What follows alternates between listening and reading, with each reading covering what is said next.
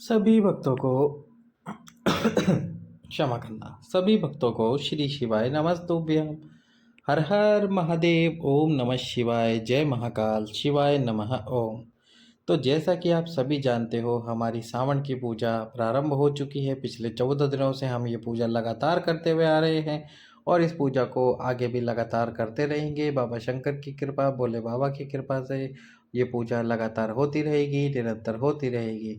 प्रतिदिन पार्थिव शिवलिंग का निर्माण और पार्थिव शिवलिंग की पूजन अर्चना कैसे करनी है, पूजा मैंने आपको कई बार बता दी है, अब आपको फिर से बता देता हूँ।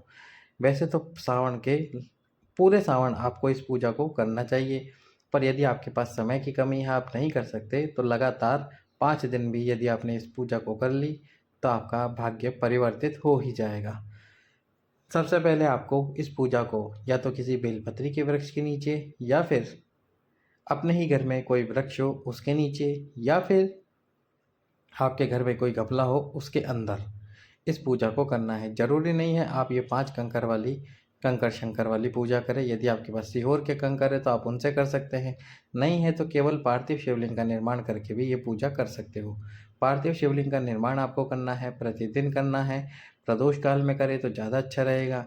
शिवलिंग का निर्माण करके सभी सामग्री जो भी आपके पास में है समर्पित करने के लिए, उन सामग्रियों को समर्पित करें। बाबा शंकर की कृपा आपके ऊपर अवश्य ही होगी।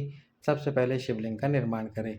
यदि आप सावन में इस पूजा को ना कर पाए, कौन सी, पार्थिव शिवलिंग वाली, 5 कंकर वाली नहीं, पार्थिव शिवलिंग वाली पूजा सावन में नहीं कर पाए, तो फिर आपको इस पूजा को सावन के बाद में जब भादवा लगेगा तो सोमवार के दिन, या फिर प्रदोष के दिन, या फिर जो मासिक शिवरात्रि आती है उस दिन आप इस पूजा को कर सकते हैं। मिट्टी को उठाकर शिवलिंग का निर्माण करके यदि आप इस पूजा को करते हो तो बाबा अति प्रसन्न होंगे आपसे।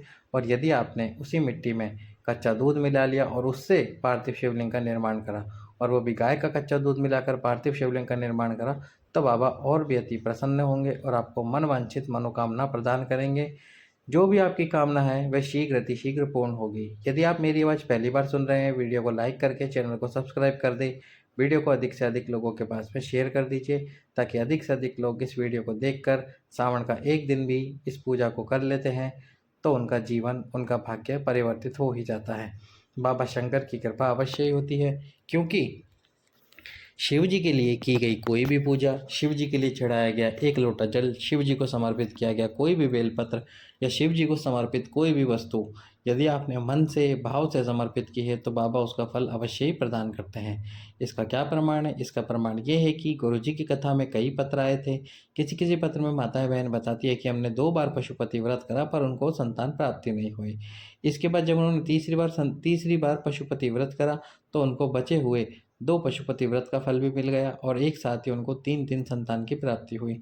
किसी किसी माता बहन को 2 लड़की 1 लड़का, किसी को 2 लड़के 1 लड़की, इस प्रकार से संतानों की प्राप्ति हुई है।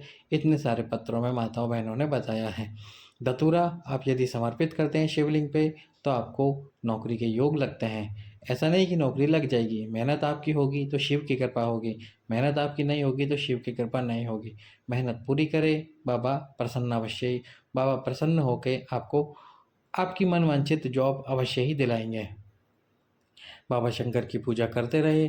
जो जो वस्तुएं आपके पास हो समर्पित करने के लिए अवश्य ही समर्पित करें। हमारे पास अभी कौन कौन सी वस्तुएं समर्पित करने के लिए, अभिषेक करने के लिए हमारे पास दूध है गाय का, उसके साथ ही हमारे पास में साबुत मूंग है, सफ़ेद पुष्प है, दुर्वा है, गेहूं के दाने हैं, काले तिल है, काली मिर्च के दाने हैं, ये सभी हम समर्पित करते हैं। इसके साथ ही धतूरे के पत्ते, सफ़ेद आकड़े के पत्ते, जामुन के वृक्ष के पत्ते, आम के वृक्ष के पत्ते, यहाँ तक कि सेजन या सुरजना फली के पत्ते भी हम समर्पित करते हैं भगवान शंकर को। इसके साथ ही दीप प्रज्वलित करते हैं। दीप प्रज्वलित करके इस पूजा को शुरू करते दीप प्रज्वलित करके इस पूजा को समाप्त करते हैं। जब दीप ठंडा हो जाता है तो उसके बाद में जल डालकर शिवलिंग का विसर्जन कर देते हैं। इस प्रकार से हम ये पूजा करते हैं। दुर्वा भी समर्पित करते हैं शिव जी को, ताकि शिव प्रसन्न होकर हमें आशीर्वाद दे और हमारी मनवांछित मनोकामना को पूर्ण कर दे। यदि सावन के इस पूरे महीने में आपने एक दिन भी इस पूजा को किया है तो उसका फल आपको अवश्य ही मिलेगा। हो सकता है आपको फल मिलने में थोड़ी देरी हो जाए, लेकिन आपके द्वारा की गई पूजा, आपके द्वारा किया गया दान, आपके द्वारा चढ़ाया गया एक लोटे जल का 1 लोटे जल का पुण्य आपको अवश्य ही प्राप्त होगा। थोड़ा समय लग सकता है लेकिन प्राप्त अवश्य ही होगा। इस प्रकार से आपको दीप प्रज्वलित करे हुए करके बाबा शंकर का आशीर्वाद प्राप्त करना है। जब आप दीप प्रज्वलित कर दें उसके बाद में चंदन का एक टीका अवश्य ही लगाएं। अपने मस्तक पर, कंठ पर लगाएं, उदर पर लगाएं। माता बहनें विशेषकर उदर पर अवश्य ही टीका लगाएं। आपकी रोग मुक्ति होगी, आपको संतान प्राप्ति के योग बनेंगे। इसी प्रकार से आपको ये पूजा करते रहनी है बचे हुए दिनों में भी। सभी भक्तों को श्री शिवाय नमस्तुभ्यम। हर हर महादेव। ओम नमः शिवाय। जय महाकाल।